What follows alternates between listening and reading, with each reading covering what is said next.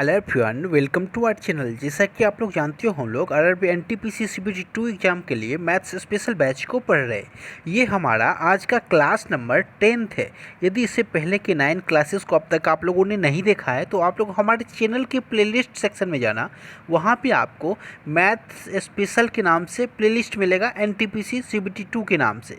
वहाँ पर आप लोग जाके पुराने क्लासेस को कवर कर लेना। आप लोग चाहो तो हमारे वीडियो के डिस्क्रिप्शन में भी आपको लिंक मिल जाएगा, वहाँ से भी आप लोग क्लासेस को कवर कर सकते हो। क्योंकि ये जो हमारा बैच है ये आपके सीबीटी 2 एग्ज़ाम के लिए बहुत ज़्यादा इंपॉर्टेंट है।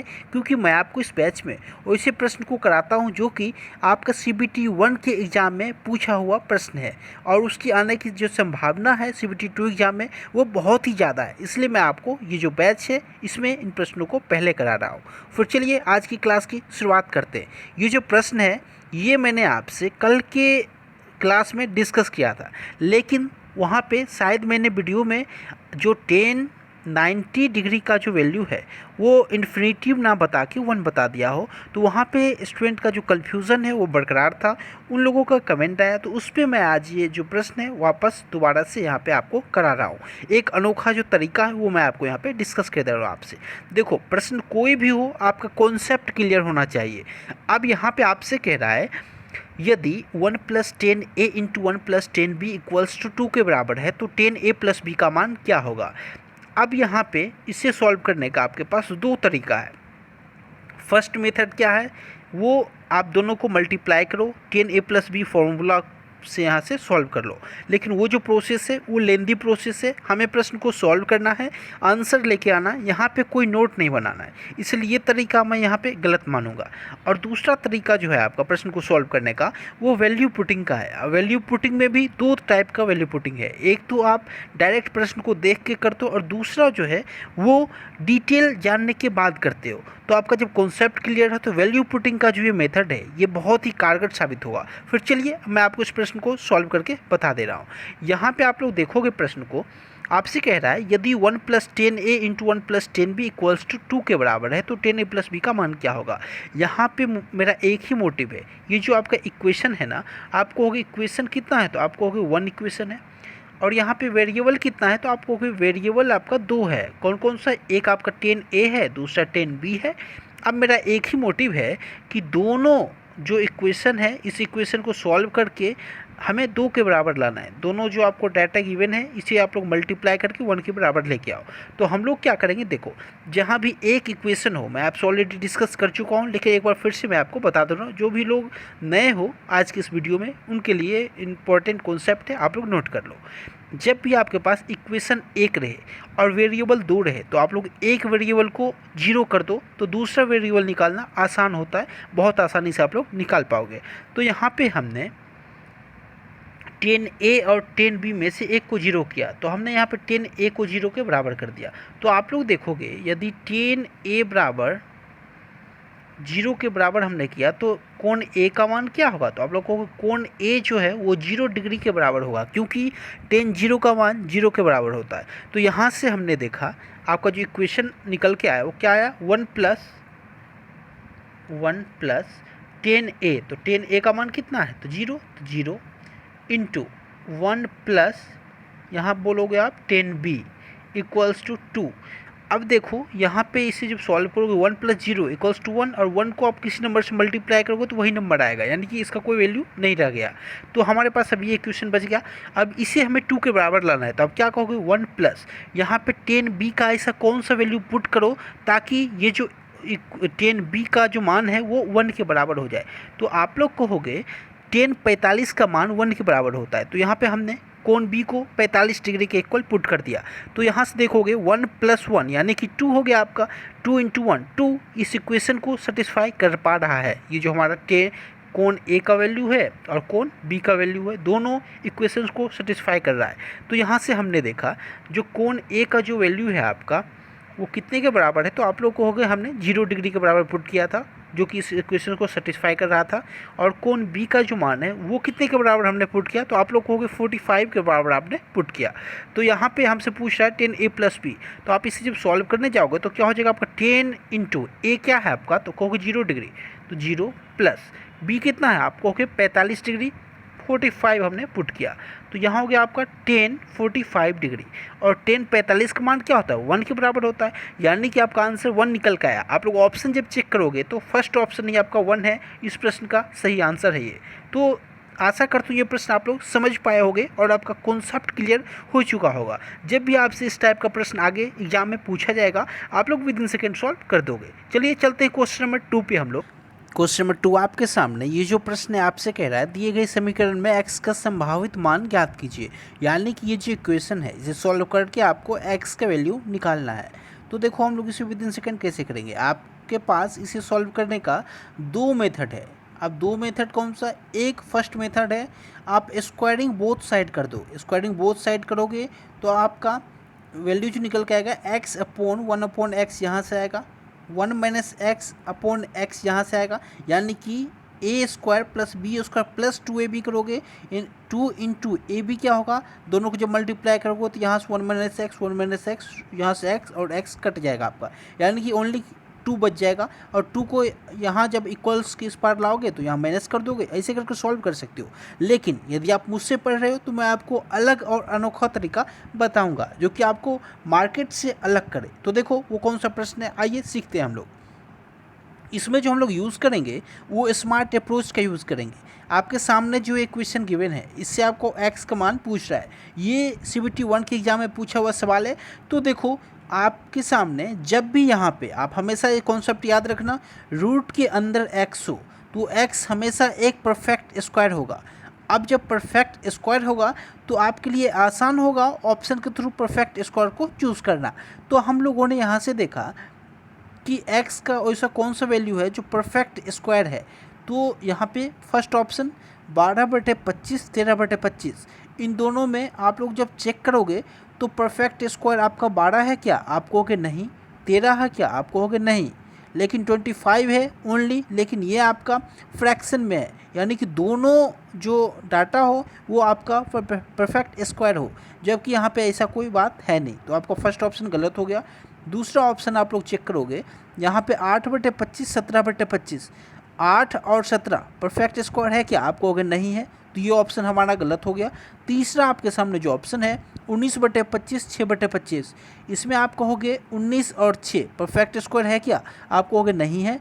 लेकिन ऑप्शन नंबर 4 पे हम लोग जब जाएंगे तो आप लोग देखोगे आपके सामने फर्स्ट ऑप्शन है 9/25 और दूसरा है 16/25, यहाँ पे दोनों का दोनों एक परफेक्ट स्क्वायर है, यानी कि आप लोग इसे 3/5 लिख सकते हो, यानी कि ये जो हमारा वैल्यू है x का ये इस इक्वेशन को सेटिस्फाई कर जाएगा।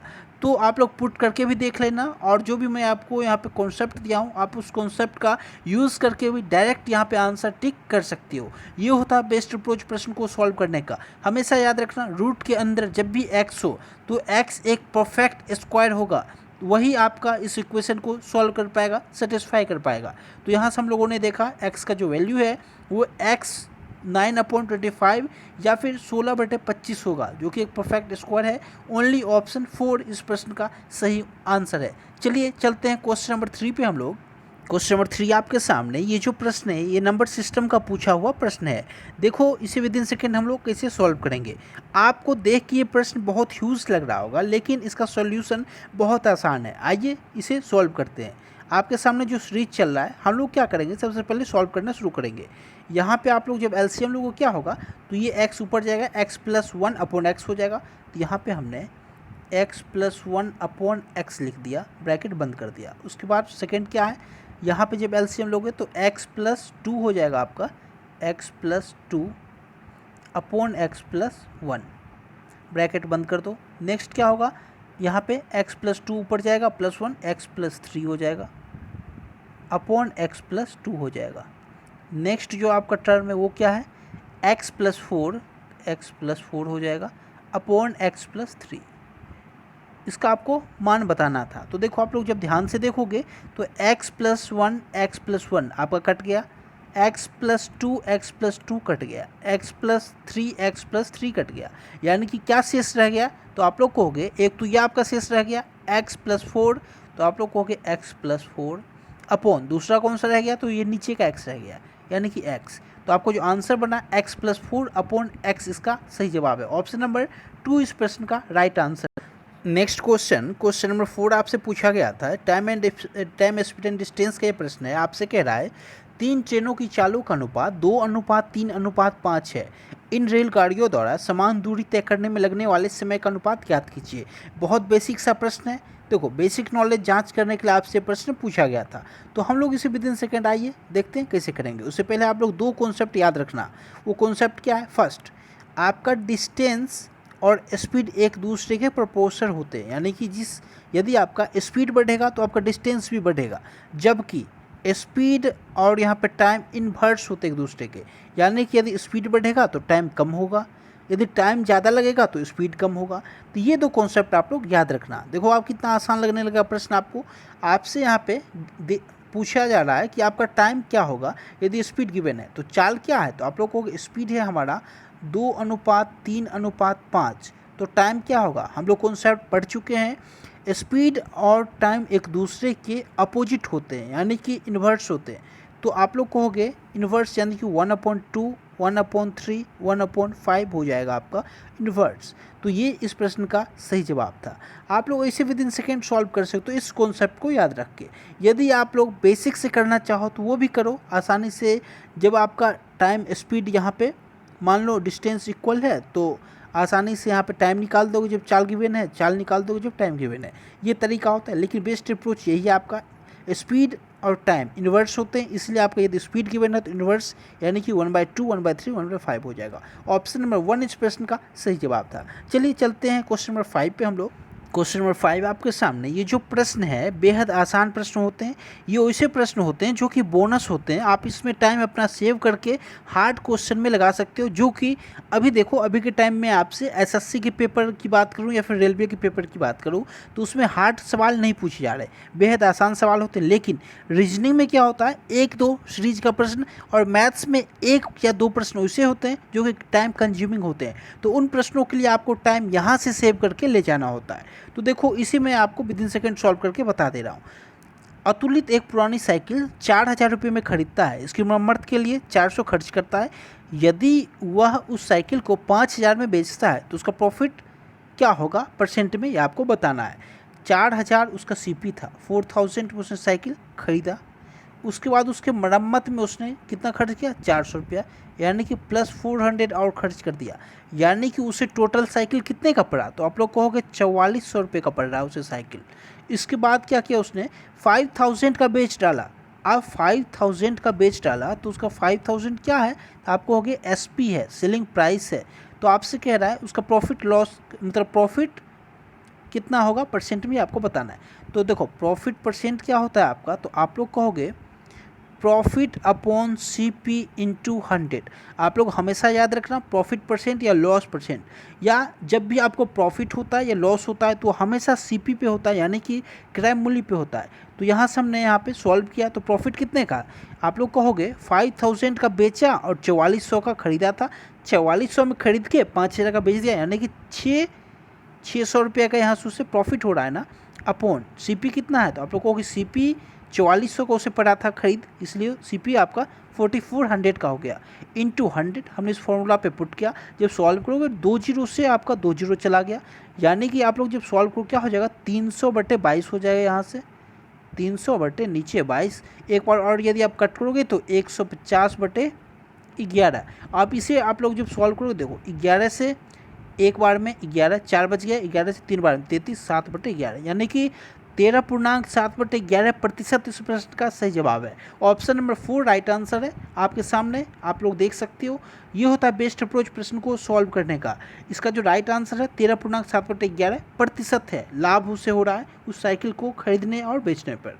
चलिए चलते हैं नेक्स्ट प्रश्न पे। आशा करता हूँ आप लोग समझ पा रहे हो। क्वेश्चन नंबर 6 आपके सामने अलजेब्रा के पूछा हुआ प्रश्न है। देखो, इसे सॉल्व करने का 2 मेथड है। फर्स्ट होता है आपका जो आप बेसिक लेके चलो, squaring both side, cubing both side करो और फिर आप लोग एक्स का मान निकालो। और दूसरा मेथड होता है आपका फॉर्मूला पे डायरेक्ट पुट करो और आंसर लेके आओ। तो हम लोग सेकेंड जो मेथड है उस पर चलेंगे, क्योंकि ये आपका टाइम सेविंग होता है। तो सेकेंड मेथड आपका फॉर्मूला को जो है वो हम लोग कवर करेंगे। आइए देखते हैं इसका फॉर्मूला क्या है। x³ + 1/x³ = 18 है। x + 1/x का वैल्यू आपसे पूछ रहा है।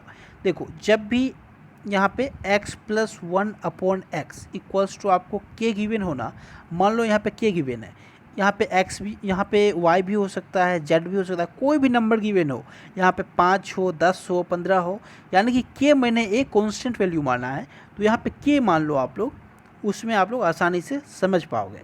तो देखो x plus 1/x equals to यदि k हो तो एक्स स्क्वायर प्लस 1/x² का जो मान होगा वो वैल्यू का स्क्वायर यानी कि k का स्क्वायर -2 के बराबर होगा। इसी तरीके से यदि आपसे x plus 1/x equals to k दे दे और वो आपसे x³ प्लस 1/x³ पूछ ले, तो आप लोग क्या करोगे, उसका फॉर्मूला होता है वैल्यू का क्यूब यानी कि k का क्यूब -3 इंटू डेट वैल्यू यानी कि 3 इंटू के। इस पर सॉल्व करोगे आप लोग x³ प्लस 1/x³ निकाल के ले आओगे।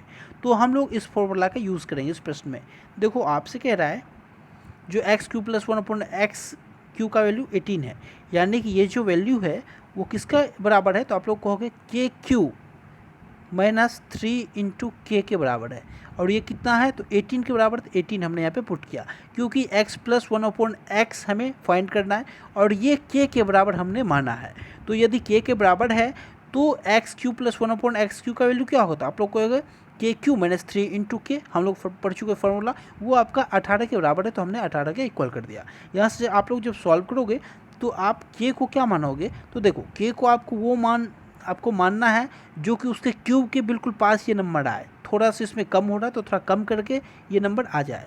तो यहाँ पे यदि आप लोग k को 3 मानोगे तो क्या हो जाएगा, 3 का क्यूब, आप लोग कहोगे 3 का क्यूब 27 -3 इंटू के है ना, यानी कि 3 इंटू के कितना है, आप लोग कहोगे कि हमने 3 माना इंटू 3, यानी कि 27 में से यदि 9 घटाओगे तो 18, यानी कि ये जो हमारा वैल्यू है k का 3 के बराबर, ये इस इक्वेशन को बिल्कुल सेटिस्फाई कर रहा है, यानी कि x प्लस 1/x जो है वो आपका k रहा होगा, यानी कि 3 रहा होगा। इस प्रश्न का ये राइट आंसर है। चलिए चलते हैं नेक्स्ट प्रश्न में। ऑप्शन नंबर 3 इस प्रश्न का सही जवाब है। क्वेश्चन नंबर 7 आपके सामने। ये जो प्रश्न होता है ना, जब भी इस टाइप का प्रश्न पूछे आपसे, जो कोई बिंदु है इस पे कोई भी a घूम रहा है 42 की स्पीड से, b घूम रहा है 63 की स्पीड से, c घूम रहा है 84 की स्पीड से, तो आपको बताना है वो समय जिस पे वो दोनों पुनः आरंभ पे मिले, आरंभ बिंदु पे। तो उस प्रश्न में, या फिर यदि वो आपसे किसी विद्यालय में घंटी बजने वाला जो प्रश्न होता है, 43 सेकंड के बाद 42 सेकंड के बाद घंटी बजता है तो पुनः वो कब बजेगा एक साथ, इस टाइप से जब भी सवाल पूछे तो उसका मतलब होता है जो आप लोग जब एलसीएम लोगे तो एग्जैक्ट आप लोग वैल्यू निकाल पाओगे कि वो एक टाइम पे कब बजेगा। तो यहाँ पे आपसे साफ साफ कहा जा रहा है जो एलसीएम आपको बताना है इन तीनों नंबर्स का, यानी कि 42 का, 63 का, 84 का। यदि आप लोग एलसीएम निकालोगे तो आप लोग पालोगे कि वो जो पॉइंट है आरंभ बिंदु, वो कितने समय बाद ए बी सी मिलेंगे वहाँ पे। तो आप लोग देखोगे 42 है, 63 है, 84 है, इसके एलसीएम लेना है। मैंने आपसे ऑलरेडी डिस्कस किया है कि आपको जब भी एलसीएम लेना हो ना 3 नंबर का, तो इसका बेस्ट मेथड क्या है वो आप लोग सीखो। आपको एक काम करना है, तीनों में से, तीनों नंबर्स में से आपको सबसे पहला काम ये करना होता है कि सबसे बड़े नंबर को चूज़ करना होता है। तो आप लोग कहोगे सबसे बड़ा नंबर कौन सा है, तो 42, 63, 84 में 84 सबसे बड़ा है। उसके बाद 84 का टेबल आपको तब तक पढ़ना होता है जब तक कि बाकी के ये दो जो नंबर हैं उससे वो नंबर एग्जैक्टली डिवाइड ना हो जाए। तो आप लोग कहोगे जो 84 1 जा 84, आप 84 42 से जा रहा है क्या, कहोगे 84 42 से तो जा रहा है लेकिन 63 से नहीं जा रहा है। तो उसके बाद आप 84 2 जा करोगे, 84 3 जा करोगे, 84 4 जा करोगे। तो यहाँ पे हमने जब 84 3 जा किया तो यहाँ पे आपका क्या आ गया, 252 आ गया, यानी कि 252, और 252 देखोगे 42 से भी जा रहा है, 63 से भी जा रहा है, यानी कि आपका एलसीएम 252 सेकेंड आ गया। तो ये होता है इस प्रश्न को सॉल्व करने का बेस्ट अप्रोच। ऑप्शन नंबर 2 इस प्रश्न का राइट आंसर है। या फिर यदि आपको एलसीएम लेना हो तो आप लोगों ने जो बचपन में पढ़ा है मेथड, क्या पढ़े हो, 42, 63, 84, ऐसे भी कर सकते हो। आप लोग जिसमें फास्ट कर सको वो करो। कितने से, पहले 2 से लगा दोगे, फिर 3 से लगा दोगे, फिर 5 से, इस तरीके से आप लोग सॉल्व कर सकते हो। ये होता है बेस्ट अप्रोच सॉल्व करने का। चलिए चलते हैं हम लोग क्वेश्चन नंबर 8 पे। क्वेश्चन नंबर 8 आपके सामने। मैं आशा करता हूँ मैं जैसे प्रश्न को देखकर सॉल्व करता हूँ, यदि आप लोग भी ऐसे सॉल्व करना सीख जाओगे तो एग्ज़ाम में जो प्रश्न है उसे विद इन सेकेंड उड़ा दोगे। आप यदि अपने अंदर इस हैबिट को लाते हो, इस तरीके से प्रश्न को पढ़ के सोचने का, तो आपके लिए बहुत ज़्यादा बेनिफिशियल होगा और एग्ज़ाम में आप किसी भी प्रश्न को विद इन सेकेंड सॉल्व कर दोगे, बिल्कुल भी नहीं घबराओगे। तो चलिए हम लोग इस प्रश्न को पढ़ लेते हैं। ये जो आपसे प्रॉफिट एंड लॉस का प्रश्न पूछ रहा है, कह रहा है रूपर्ट ने 4600 में एक पुराना टीवी खरीदा। इसके ठीक करवाने के लिए उसने कुछ और पैसे खर्च किए और उसके बाद इसे 5406 रुपये में बेचा। इससे उसे 6% का लाभ हुआ। रूपर्ट ने ठीक करवाने में कितने रुपये खर्च किया? मान लो 4600 का उसने टीवी खरीदा और इसे मरम्मत के लिए उसने इसमें कुछ एक्स रुपीज़ खर्च कर दिया। उसके बाद इसने इसे 5406 का बेचा, जिससे कि इसे 6% का प्रॉफिट हो गया। तो आपको बताना ये जो रुपीज़ खर्च किया वो कितना था। तो देखो इसे सॉल्व करने का बेस्ट अप्रोच क्या है। आपको सबसे पहले सीपी को 100% के बराबर मानना है। हमने माना सीपी 100%, तो यदि 6% का उसे प्रॉफिट होगा तो क्या हो जाएगा एसपी? आप लोग कहोगे 106% के बराबर हो जाएगा, जो कि आपको गिवन है एसपी 5406। तो हमने 106 को 5406 के इक्वल कर दिया। तो यहाँ से हम लोग पहले 100% निकाल लेंगे सीपी का वैल्यू। तो 100% जब निकालोगे क्या हो जाएगा? तो आप लोग कहोगे 5406 हो गया बटे 106 इंटू 100। तो यहाँ से आप लोग जब कट करोगे तो देखो, पहले तो आप लोग 2 से काटो, फिर 3 से काटो। जब यहाँ पे सॉल्व करोगे तो पहले हम लोगों ने 2 से काट दिया, 53 हो गया। यहाँ से जब 2 से काटोगे तो 2703 हो गया और 53 से 2703 जो जा रहा है आपका वो 51 टाइम्स जा रहा है।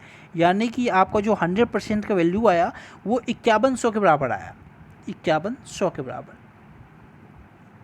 यहाँ से 100% यदि 5100 के बराबर आया और वो 100% उसका सीपी है, और यहाँ पे आप लोगों ने देखा सीपी कितने के बराबर है, तो आप लोगों को 4600 प्लस एक्स के बराबर। यानी कि ये जो एक्स है वो कितना है? आप लोगों को 4600 में यदि हम कितना ऐड करें जो कि 5100 जाए, तो आप लोग कहोगे 500 हमें ऐड करना होगा। यानी कि एक्स का जो वैल्यू है वो 500 के बराबर है। उसने जो एक्स्ट्रा रुपीज़ खर्च किया वो 500 रुपये खर्च किया होगा। तो इस प्रश्न का जो राइट आंसर था वो ऑप्शन नंबर 2 यानी कि 500 था। तो आशा करता हूँ आप लोग समझ पाए होंगे। आज के लिए इतना ही। आशा करता हूँ आज की वीडियो से आप लोग कुछ एक्स्ट्रा सीख के जा रहे होंगे। तो वीडियो को लाइक करना और चैनल को सब्सक्राइब करके बेल आइकन को प्रेस करना, ताकि जैसे ही मैं नेक्स्ट वीडियोस को लेके आऊँ आप तक इन्फॉर्मेशन पहुँच सके। आज की इस वीडियो में इतना ही। Thank you so much.